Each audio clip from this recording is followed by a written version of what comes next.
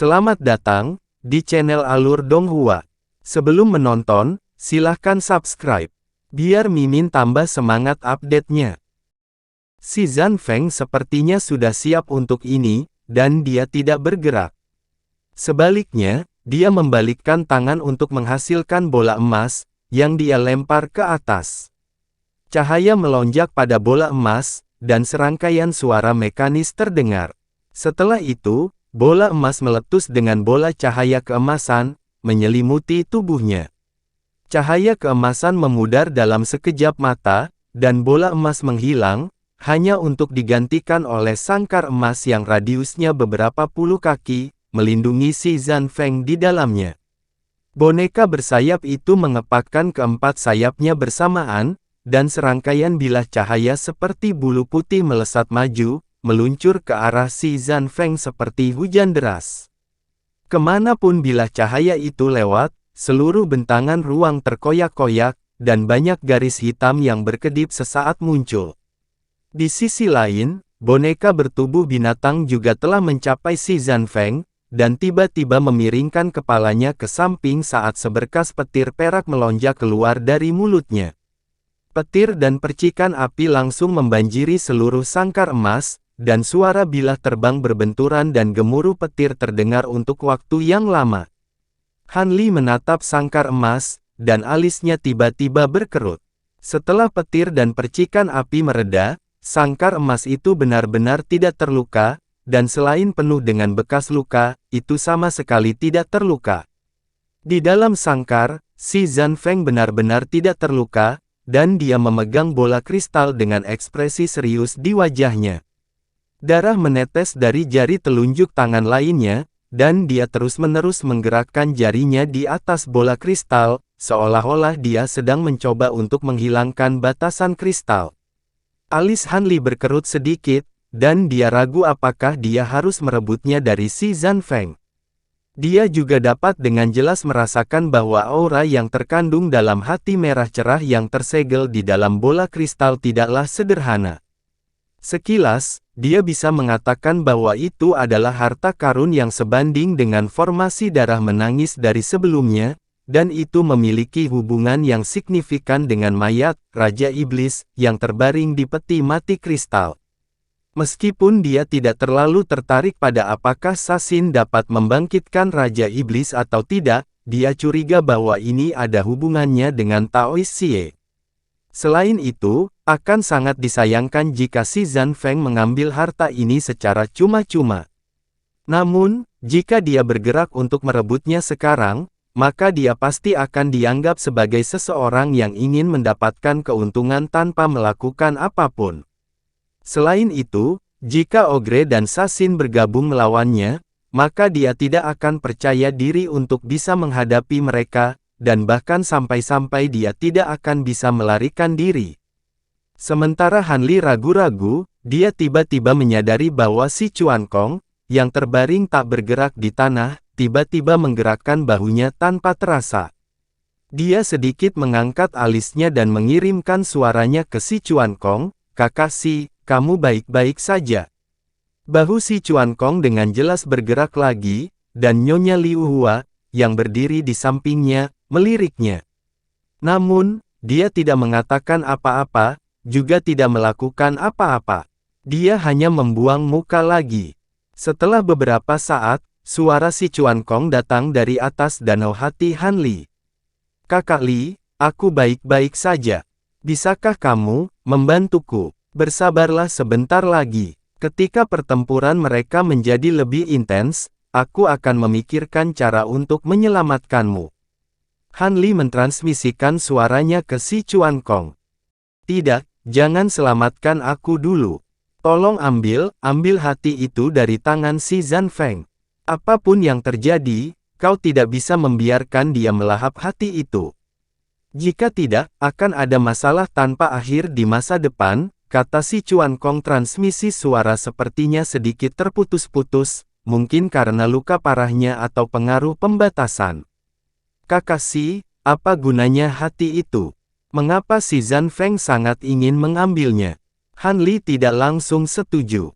Sebaliknya, dia mengerutkan kening dan bertanya, Saya tidak sepenuhnya yakin tentang penggunaan hati secara khusus, tetapi ini sangat penting bagi si Zanfeng. Bahkan, itu mungkin merupakan harta penting yang dapat membantunya melewati penghalang Dewa Agung Surgawi. Begitu dia melahapnya dan memurnikannya, kita tidak bisa kembali ke alam suci. Nada bicara si Chuan Kong menjadi semakin mendesak. Hati Han Li tergerak dan saat dia hendak mengatakan sesuatu, ekspresinya tiba-tiba berubah. Dari dalam sangkar emas, energi darah dan vitalitas yang sangat kaya melonjak keluar. Si Zanfeng telah menembus batasan pada bola kristal dan memegang jantung yang berdetak di tangannya. Matanya dipenuhi dengan tampilan yang bersemangat. Oh tidak, mata Sasin dipenuhi amarah dan ekspresinya menjadi sangat jelek. Dia ingin menggunakan tiruannya untuk mengambil kembali jantungnya, tetapi dia juga khawatir Ewe akan merebut Sage Course. Saat dia ragu-ragu, kendalinya atas boneka itu melambat. Suara nyaring terdengar saat Edgar mengambil kesempatan untuk muncul di belakang Wayang Fajra. Dia melambaikan tangannya dan meninju punggung bawah boneka Fajra seperti gelombang pasang. Meskipun pikiran Sasin secepat kilat, dan kepala boneka Fajra tiba-tiba terbalik dan 8 lengannya diputar terus-menerus untuk bertemu dengan pukulan Fajra, dia masih agak terlalu lambat. 8 lengan tidak dapat bertahan tepat waktu dan ribuan pukulan mendarat dengan keras di punggung boneka Fajra. Wayang Fajra yang sudah penuh dengan luka tiba-tiba meledak menjadi 2 dari pinggang. Si kecil mengerutkan kening dan membuat isyarat tangan untuk mengendalikan kedua boneka itu dengan sekuat tenaga. Serangan menjadi semakin ganas dan sangkar emas sepertinya tidak bisa bertahan lebih lama lagi. Namun, itu masih terlambat. Semut, tunggu pangeran ini menyelesaikan kelahiran kembali nirvananya, lalu aku akan menghancurkan kalian semua sampai mati, kata si Zan dengan acuh tak acuh sambil membawa hati ke mulutnya. Dia mengerutkan hidungnya dan sepertinya mencium sedikit darah. Tepat pada saat ini, suara angin dan guntur tiba-tiba meledak, dan sesosok buram dengan cepat melesat dari sisi lain danau darah, membawa embusan angin yang langsung memicu gelombang darah setinggi 100 kaki, dan membentuk lorong berlubang di tengahnya yang bergetar hebat. Sebelum si Zanfeng bisa bereaksi, sangkar emas yang melindunginya meledak menjadi 2. Bahkan 2 boneka yang dikendalikan oleh Little Z tertiup angin kencang. Han Li keluar dari ledakan dan meninju dada si Zanfeng dengan sebuah pukulan. Cahaya putih berbintang yang kental tiba-tiba menyembur keluar dari dadanya, langsung meledakkan lubang berdarah bulat sempurna, dan sejumlah besar darah merah gelap segera terciprat seperti hujan. Tubuh si Zanfeng juga dikirim terbang oleh kekuatan yang kuat dan menabrak atap. Langit-langit ruang bawah tanah tiba-tiba meledak, dan tidak ada satupun pecahan batu yang jatuh ke tanah. Mereka semua terlempar keluar dari tanah oleh gelombang kejut yang dahsyat. Pada akhirnya, hanya tubuh si Zanfeng yang tersisa, dan dia jatuh dari lubang di langit-langit. Gelombang darah memercik di kolam darah dan si Zanfeng perlahan berdiri. Dia bahkan tidak melihat dadanya yang berlumuran darah. Sebaliknya, dia melihat tangannya yang kosong dan mengeluarkan raungan yang menyayat hati. Tidak, di sisi lain danau darah, Han Li sudah berdiri diam. Dia memegang jantung yang berdetak di tangannya, dan ekspresi serius muncul di wajahnya. Semua orang terkejut ketika mereka melihat ini. Bahkan Sasin terkejut. Eko tidak peduli dengan situasi Han Li dan si Zanfeng. Saat Sasin masih dalam keadaan linglung, dia tiba-tiba berubah menjadi gumpalan asap hijau dan melintas melewatinya. Sasin kaget dan ingin menghentikannya, tapi dia terlambat. Eko melintas melewati Sasin dan muncul di samping peti mati kristal dalam sekejap. Matanya terbakar saat dia meraih mayat di peti mati dengan kecepatan kilat. Tepat pada saat ini, tombak tulang putih tiba-tiba menembus dari samping dengan ledakan yang menusuk telinga. Itu mengenai pergelangan tangan Egi dan membelokkan pergelangan tangannya sekali lagi. Itu adalah Kun Yu lagi. Kamu mencari kematian. Setelah diblokir oleh Kun Yu 2 kali, mata Eko berkilat dingin. Dia mengepalkan tangannya dan meninju kepala Kun Yu. Tinjunya mengeluarkan raungan yang menggelegar. Tombak tulang putih terlempar oleh pukulan dan berubah menjadi bayangan putih yang menembus dada Kun Yu dengan kecepatan yang tak terbayangkan. Kun Yu bahkan tidak punya waktu untuk bereaksi sebelum dia dikirim terbang. Setelah menerbangkan Kun Yu dengan satu pukulan, Eko mengayunkan tangannya yang lain dan meraih mayat di peti mati. Pada saat ini, pilar cahaya keemasan yang menyilaukan turun dari langit. Kemanapun berlalu, kehampaan berfluktuasi dan mengeluarkan jeritan yang menusuk telinga. Itu ditujukan ke kepala Eko. Eko mendengus dingin. Dia mengangkat tinjunya yang baru saja menjatuhkan Kun Yu dan menghancurkannya ke arah pilar cahaya emas. Tangannya tidak berhenti bergerak. Pilar cahaya emas bertabrakan dengan tinju Eko dan mengeluarkan ledakan keras. Gelombang cahaya keemasan meledak ke segala arah. Seluruh tubuh Eko berhenti bergerak dan kakinya tenggelam setengah kaki ke tanah dengan retakan. Dia terkejut. Sebelum dia bisa menyesuaikan tubuhnya, ekor emas yang panjangnya sekitar 40 kaki dan setebal batu giling keluar dari gelombang cahaya dan mengenai tubuh Eko dengan kecepatan kilat. Suara keras terdengar, dan seluruh tubuh Eli dikirim terbang. Cahaya keemasan di udara menghilang dan boneka berbentuk naga emas dengan panjang 200 hingga 300 kaki muncul di udara. Kepalanya bersinar dengan cahaya keemasan seolah terbuat dari emas murni. Ada sepasang tanduk naga berbentuk karang di kepalanya dan tubuhnya tertutup sisik emas yang lebat. Itu memiliki ekor naga yang panjang dan kuat serta cakar naga yang tebal dan ganas. Segala sesuatu tentang boneka ini memancarkan kekuatan yang kuat. Cahaya keemasan menyilaukan melintas di samping peti mati kristal. Kemudian, seekor harimau emas raksasa, seekor kura-kura emas raksasa, seekor burung emas raksasa, dan 3 boneka muncul. Ketiga boneka ini tidak kalah dengan wayang naga emas dari segi penampilan dan keperkasaan. Apalagi aura yang dipancarkan oleh keempat boneka ini saling berhubungan dan tidak bisa dibedakan. Sasin terbang dan mendarat di punggung burung emas raksasa. Kemudian, benang kristal keluar dari 10 jarinya dan tenggelam ke dalam tubuh keempat boneka itu. Meski luka di tubuhnya telah hilang, kulitnya sangat pucat. Ada juga jejak darah yang mengalir dari sudut mulutnya. Itu adalah pemandangan yang sangat menarik.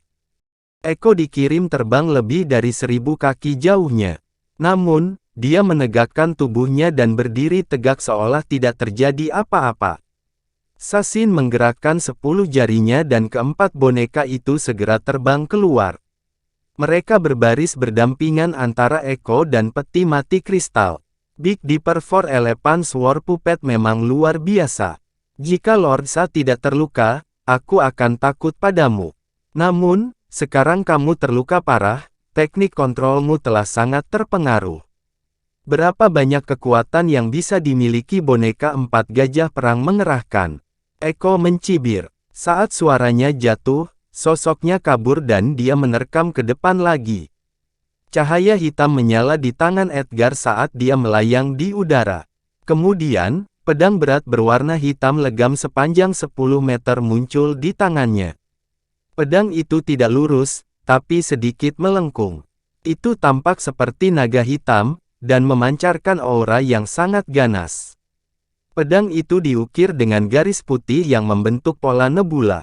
Ada lebih dari 200 titik akupuntur bintang yang bersinar di nebula. Pedang naga biadab. Wajah Sasin menjadi gelap. Jari-jarinya berubah menjadi bayangan dan keempat boneka itu berubah menjadi 4 bayangan emas dan menerkam ke depan. Edgar menggerakkan lengannya dan pedang berat seukuran pintu menjadi seringan bulu di tangannya. Itu berubah menjadi pedang hitam dan menebas kelima boneka itu. Keduanya segera mulai berkelahi, dan serangkaian ledakan keras terdengar, seperti suara guntur. Danau darah di dekatnya diaduk menjadi gelombang mengerikan, dan seluruh gua berguncang. Kekuatan Edgar sepenuhnya dilepaskan saat ini. Lebih dari 1000 titik akupuntur bintang bersinar terang dan dia menjadi lebih berani saat bertarung. Kekuatan pedang naga barbar di tangannya juga mengejutkan. Setelah Sasin terluka, sepertinya seperti yang dikatakan Edgar, kemampuannya mengendalikan boneka semakin melemah. Keempat boneka itu jauh lebih gesit daripada burung hantu bersayap emas di Istana Merah hari itu. Untuk sesaat, mereka berada pada posisi yang kurang menguntungkan. Namun, Edgar juga terjerat dan tidak bisa mendekati peti kristal. Han Li berdiri di samping peti mati kristal di tengah danau dan melihat pertempuran sengit antara Sasin dan Edgar. Meskipun kekuatannya telah meningkat pesat, pertempuran antara Sasin dan Choi membuatnya jelas merasakan kesenjangan di antara mereka. Itu kamu, bajingan manusia, kembalikan hatiku padaku. Raungan marah terdengar. Itu adalah si Zan Feng yang menerkam dengan mata merah. Lubang besar di dadanya sudah sembuh dan muncul garis-garis hitam di lengannya. Mereka mengeluarkan aura yang sangat dingin dan ganas. Han Li melihat garis hitam dan mengangkat alisnya. Kecepatan si Zan Feng meningkat hampir 50%. Dalam sekejap, dia muncul di depan Han Li dan memukulnya. Cahaya hitam besar meledak dari telapak tangannya dan berubah menjadi bayangan tinju hitam yang panjangnya beberapa kaki. Itu menabrak kepala Han Li. Han Li melambaikan tangannya dan meninju, bertabrakan dengan bayangan tinju hitam. Bayangan tinju hitam juga hancur dan wajah si Zan Feng memerah. Dia kehilangan keseimbangan dan terbang mundur. Namun, tubuh Han Li juga bergetar dan dia mundur 3 langkah. Pandangan aneh melintas di matanya. Kekuatan yang terkandung dalam bayangan tinju hitam sangat kuat, jauh melebihi kekuatan yang ditunjukkan si Zan Feng sebelumnya. Ada juga kekuatan aneh, tajam, dan menakutkan yang muncul darinya, mengebor ke dalam tubuhnya. Bahkan membran pelindung polaritas sejati miliknya tidak dapat sepenuhnya memblokirnya. Pada saat ini, bayangan hitam melintas di langit di atas si Zan Feng dan 2 boneka Little Purple muncul. Boneka bersayap mengepakkan keempat sayapnya pada saat yang sama dan bilah cahaya putih melesat ke arah si Zan Feng. Kepala perempuan boneka bertubuh binatang lainnya membuka mulutnya, dan 10 atau lebih benda seperti garpu pohon perak keluar dari mulutnya. Masing-masing garpu pohon menembakkan sambaran petir perak, menyerang si Zan Feng seperti anjing yang jatuh ke air. Senyum mengejek muncul di wajah si Zan Feng saat cahaya hitam melintas di permukaan tubuhnya, membentuk selaput kristal hitam yang melindungi tubuhnya. Bilah petir yang tak terhitung jumlahnya menghantam tubuh si Zan Feng. Namun, bilah petir ini seperti semut yang mencoba mengguncang pohon dan segera meledak. Namun, selaput hitam di tubuh si Zan Feng tidak rusak sama sekali. Si Zan Feng tertawa dingin dan dia mengulurkan tangannya. Cahaya hitam di lengannya bertambah panjang puluhan kaki dan berubah menjadi 2 bilah cahaya hitam seukuran pintu. Mereka mengeluarkan cahaya dingin dan mereka menebas ke arah kedua boneka itu. Melihat ini, Little Purple kaget. Dia ingin mengendalikan bonekanya untuk mundur tetapi sudah terlambat. Bilah cahaya hitam telah menebas kedua boneka itu. Tubuh kedua boneka yang sangat keras itu seperti kertas di depan bilah cahaya hitam dan dengan mudah ditebas menjadi 2. Ini, ekspresi Little Purple berubah. Sedikit keterkejutan juga melintas di mata Han Li saat melihat ini. Meskipun Sasin bertarung dengan Edu jauh, dia masih memperhatikan situasi di sini. Ketika dia melihat ini, dia menoleh dan berseru, "Zi kecil, jangan pedulikan si Zan Feng. Mendapatkan hati itu lebih penting. Jangan sampai jatuh ke tangan pencuri." Ketika Little Violet mendengar ini, dia melirik Han Li dengan ekspresi ragu-ragu dan tidak langsung menyerang. Mata Sasin menjadi gelap dan dia membuat isyarat tangan. Pola emas muncul di alis Little Purple. Ekspresinya menjadi dingin dan dia melambaikan tangannya. 2 bola emas terbang keluar dari tangannya. Dengan kilatan cahaya keemasan, mereka berpisah dan berubah menjadi 2 boneka emas yang tingginya puluhan kaki. Boneka itu mengenakan baju besi emas, dan memegang perisai emas di satu tangan, yang diukir dengan pola kulit penyu. Di sisi lain, ia memegang pedang besar emas, yang terlihat sangat megah. Dua aura kuat dilepaskan dari kedua boneka itu. Mereka jauh lebih kuat dari boneka bersayap dan boneka binatang dan tidak kalah dengan boneka empat simbol Sasin. Nona ungu kecil, aku tidak punya niat untuk mendapatkan hati dan aku tidak ingin menjadi musuhmu. Tolong hentikan. Ketika Hanli melihat ini, dia buru-buru mencoba menjelaskan. Tapi Little Violet menutup telinga. 10 jarinya bergerak dengan cepat, dan kedua boneka lapis baja emas itu dengan keras menginjak tanah, menciptakan kawah besar. Mereka berubah menjadi dua garis cahaya keemasan dan langsung menerkam di depan Hanli. Pedang di tangannya menjadi dua busur cahaya keemasan yang menyilaukan, menebas ke arah kepala Hanli. Hanli mengerutkan kening. Dia pindah ke samping dan menghindari kedua pedang itu. Namun, kedua boneka itu sangat kuat. Mereka berbalik dan mengejar Hanli seperti bayangan. Mereka sama sekali tidak diperlambat oleh Hanli. Pedang di tangannya menebas dari kiri dan kanan. Perisai di tangan kedua boneka itu juga digunakan sebagai senjata, menabrak Hanli dan memblokir semua arah. Pada saat ini, tawa dingin datang dari samping. Itu adalah Si Zanfeng yang menerkam ke depan lagi. Dia melambaikan tangan di udara lagi, dan semburan cahaya hitam yang kaya melonjak keluar dari telapak tangannya, membentuk cakar binatang hitam pekat yang berukuran lebih dari 100 kaki. Cakar itu tampaknya ditempa dari logam, dan jatuh ke arah Hanli dari atas, menutup satu-satunya jalan ke atas. Huff! Ekspresi dingin muncul di wajah Hanli saat dia memasukkan hati ke dalam jubahnya. Tubuhnya berputar di tempat, dan pada saat yang sama, cahaya putih cemerlang meletus dari tinjunya saat dia menyerang ke segala arah, menciptakan proyeksi tinju putih yang sangat luas. Bayangan tinju putih yang tak terhitung jumlahnya mekar seperti burung merak yang melebarkan ekornya, menembak ke segala arah dan membuat suara siulan yang menusuk telinga. Bang, bang, bang, serangkaian ledakan keras terdengar. Kedua boneka humanoid itu masing-masing dibombardir oleh beberapa puluh tinju, menyebabkan tubuh mereka bergetar berulang kali sebelum diledakkan. Cakar binatang hitam di atas kepala mereka juga hancur oleh bayangan tinju putih. Namun, tubuh Hanli juga bergetar hebat, dan wajahnya sedikit memucat saat dia mundur selangkah. Pada saat ini, sesosok kabur di belakangnya dan Si Zanfeng muncul entah dari mana.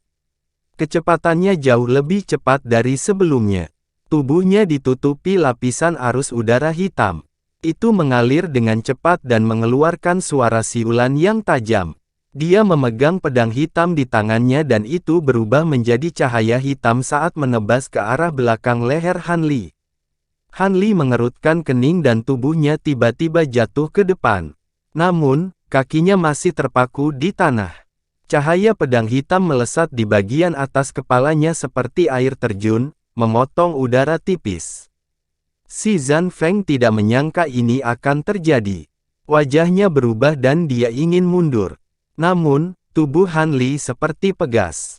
Dia berdiri di dekat Si Zanfeng dan siku kanannya berubah menjadi bayangan saat dia menyerang ke belakang.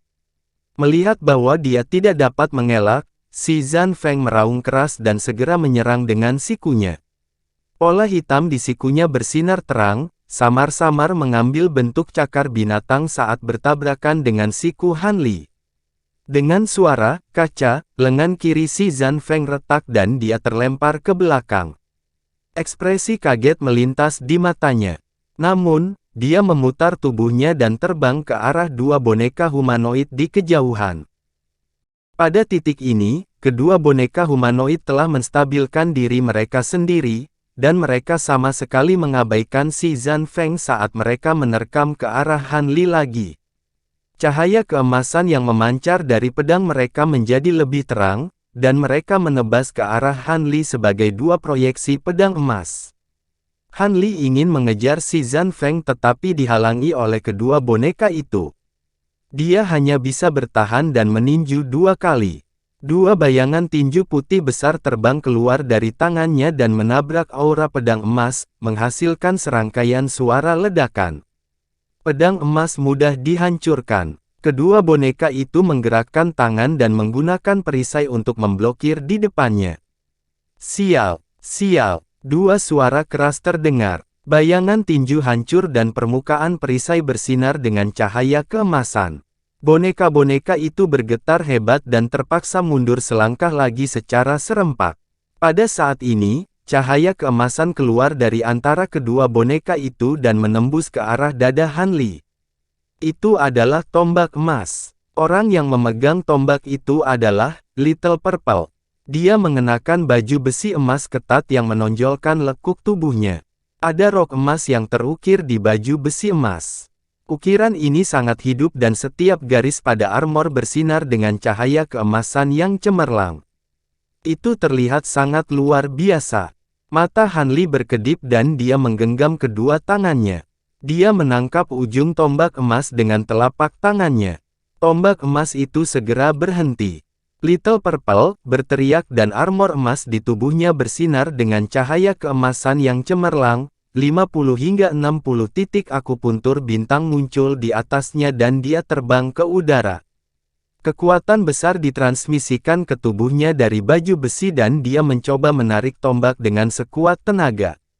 Namun, kepala tombak emas itu sepertinya terpaku di tempatnya dan tidak bergerak sama sekali. Nona ungu kecil, mungkinkah kamu tidak memiliki kesan tentangku? Han Li menatap mata Little Purple dan mengirimkan suaranya padanya. Mata Little Purple acuh tak acuh dan dia sama sekali tidak peduli dengan kata-kata Han Li. Cahaya keemasan di armornya bersinar lebih terang.